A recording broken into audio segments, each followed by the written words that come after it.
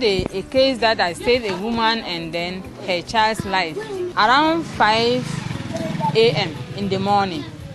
This was the way she was walking. When she entered, she was struggling. She wanted to squat, but the nurses were preventing her from squatting because it's not good to squat as a laboring woman. So she was struggling, but we were able to remove her rubber, which was something like this, a figure, to put on the bed for her to lie down. So we laid the rubber, this thing for her to lay down for some time.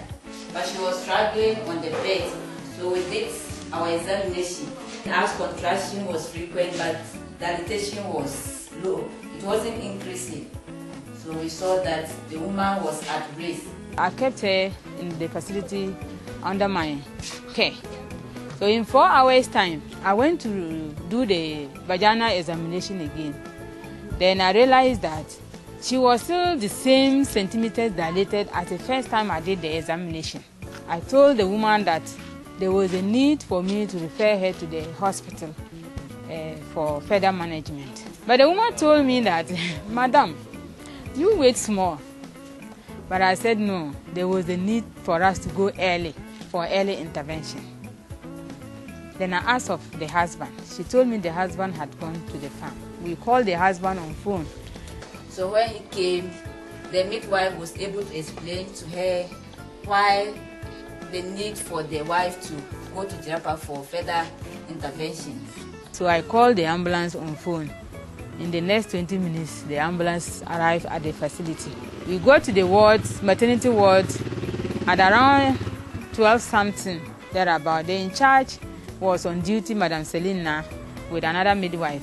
They informed the doctor, one daughter, Alexis, he's a keeping daughter in the hospital.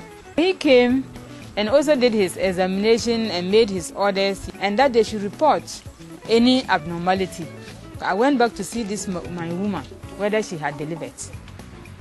So I went only to meet the midwife in the main ward, one Albertina.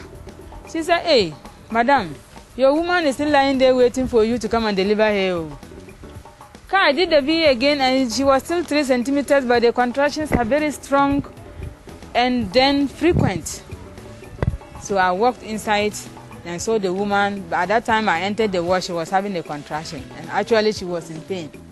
When she saw me, she just, hey, madam, Kaya Famo, you should save me.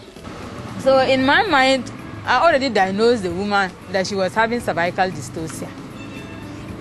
But I was waiting on the doctor to come and confirm. But then, they were not also fast enough and I had to go back to the facility that evening. So I left the ward at around 5:30 when the nurse also left to call the daughter. So the following early morning, I called the ward to find out about my woman. But only for the nurses to tell me that, oh, daughter came last night and said they should prepare fast for cesarean section. That the woman was actually having cervical dystocia. So they opened the woman and then extracted a live baby boy that was weighing 3.7 kilograms. That was the report they gave to me. I was very happy. And the following day I had to go to the ward to see how they were doing. And I actually went and met that bouncing baby boy there. They discharged the woman in 7 or is it 10 days time to come back to the facility and continue with the care. And then she visited the clinic to greet us. And she expressed that madam, if you hadn't sent me early, maybe I would have lost my life.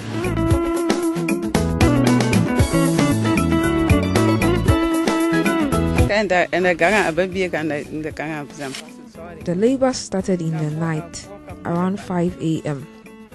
I saw I had a ruptured membrane. I called my husband and he brought me to the clinic. When I came to the clinic, the midwife, Madame Marcella, examined me. She told me my contractions were not regular and my cervix was not fully dilated. She told me that I should call my husband to come and go to the hospital in Jirapa. I was happy about the referral, but I was worried about my kids. But when they explained why I should go, I was willing to go because I knew that at the hospital they would be able to save me from dying. My husband wasn't at home, so his brother came. He had a phone and called my husband on the phone. I explained to him on the phone and he agreed that we should go. The midwife helped get an ambulance to the hospital. At the hospital, the doctor confirmed my cervix was still not dilating, and therefore he had to send me to the operating theater for a cesarean section. I am very grateful, especially to the nurses who helped a lot. I know that if I had not reported to the clinic, I might not be here with my lovely baby. I would like to advise other women to also take antenatal care attendance seriously.